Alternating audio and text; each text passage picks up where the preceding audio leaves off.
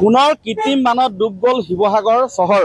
ঐতিহাসিক শিৱসাগৰ চহৰখন আজি পুৱাৰে পৰা কৃত্ৰিম বানত ডুব যোৱা পৰিলক্ষিত হৈছে। যোৱা নিশা শিৱসাগৰ চহৰ তথা দাঁতিকাষৰীয়া অঞ্চলত হৈছিলে বৰষুণ আৰু এজাক বৰষুণৰ পিছত আচলতে প্ৰবল বৃষ্টিপাত হৈছিলে। তাৰ পিছত এনেধৰণেই শিৱসাগৰ চহৰৰ চহৰৰ মূল যিবিলাক বাটপথ সেইবিলাক কৃত্ৰিম বানত ডুব গৈছে। ইয়াৰ উপৰিও লক্ষ্মীনগৰ, ইয়াৰ উপৰিও বাবুপট্টি বৰ্তমান কৃত্ৰিম বানৰ কবলত পৰিছে। কেইবাখনো বিদ্যালয় কৃত্ৰিম বানত ডুব গৈ আছে।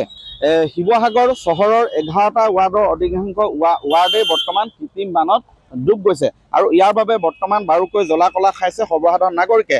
যি শিৱসাগৰ চহৰৰ এই ঐতিহাসিক চহৰৰ যিবিলাক মূল নলা নৰ্দমা সেইবিলাক সঠিকভাৱে আচলতে খনন নকৰা, সংবৰ্ধন নকৰাৰ ফলতে এনে অৱস্থা সৃষ্টি হৈছে। দাদা গামবুট পিন্ধি ওলালে ৰাতিপুৱাই? বহুত পানী মই দেখুৱাইছোঁ ইয়াৰ স্থানীয় ৰাইজ আছে, তেওঁলোক বৰ্তমান কামলৈ ওলাই আহি যাব পৰা নাই। মই দেখুৱাইছোঁ এয়া। বাইদেউ ক'ৰ পৰা আহিছে? মই বৰপাত্ৰ নগৰ স্কুল যাবলৈ আহিছোঁ। এন চি স্কুলত আজি পৰীক্ষা আছিলে। এতিয়া পানীৰ কাৰণে আমি যাব নোৱাৰো, ল'ৰা ছোৱালীও এতিয়া আহিব নোৱাৰে। স্কুল কেইবাখনো পানীত কৃত্ৰিম বানৰ কবলত পৰিছে বুলি জানিব পাৰিছোঁ। হয়, কেবিখনো বন্ধ দিছে। এতিয়া আমি যাব পৰা নাই। আমি এতিয়া গ্ৰুপত দিয়া হৈছে ন, আমাৰ এইটো গ্ৰুপত দিয়া আছে বানপানী হোৱাৰ কাৰণে। যে আমাৰ আধা ঘণ্টা ওপৰ হ'ল। আপুনি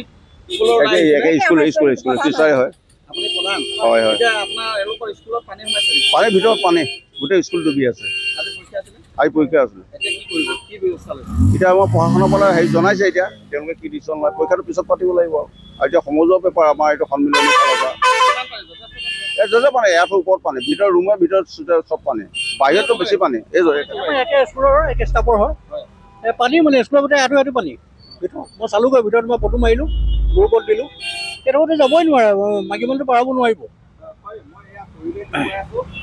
আৰু ইয়াত কোন কোন স্থানৰ ফালে আপোনাৰ গণপতি, এবাৰ হাবিৰমবৰা পথ, চেন চাৰিআলি, এই গোটেইখন যায় মানে পানী গোটেইখন হ'ব। এইখিনি মই দেখাত বৰষুণটো দিবই, স্বাভাৱিক কথা, প্ৰকৃতি, কিন্তু মানে ইয়াত কাৰণ কি? কাৰণ মানে এইবোৰ নলা চলা এইবিলাক হেৰি নাই, ক্লিয়াৰ নাই, নলাবিলাক জাম হৈ আছে। সেইটো কাৰণে পানীটো অভাৰ হৈ গৈছে, অভাৰ যাব পৰা নাই পানীটো, কাৰণ সেইটোৱে। হয়, শিৱসাগৰ পৌৰসভাই চহৰখনৰ নলা নৰ্দমাসমূহ যিধৰণে খনন কৰিব লাগিছিলে, কৃত্ৰিম পানীৰ ওলাই যোৱাৰ যিধৰণে ব্যৱস্থা কৰিব লাগিছিলে, সেই ব্যৱস্থা নকৰাৰ ফলত বৰ্তমান ইয়াৰ কুফল ভুগিছে সৰ্বসাধাৰণ নাগৰিকে। মই জানিব বিচাৰিম, দাদা কিমান পানী?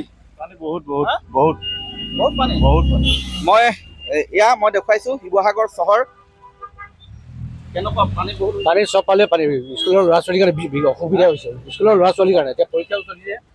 হয়, বহুকেইখন বিদ্যালয়ত পৰীক্ষাও বাতিল কৰিবলগীয়া হৈছে। আজি তেওঁলোকৰ ইউনিট টেষ্ট আছিলে, গোট পৰীক্ষা আছিলে, সেই পৰীক্ষাসমূহ বাতিল কৰিবলগীয়া পৰিস্থিতিৰ সৃষ্টি হৈছে। ঐতিহাসিক এই চহৰ বিভিন্ন প্ৰান্তৰ পৰা, বিশ্বৰ বিভিন্ন প্ৰান্তৰ পৰা ঐতিহাসিক এই চহৰখনলৈ পৰ্যটকসকলো আহে।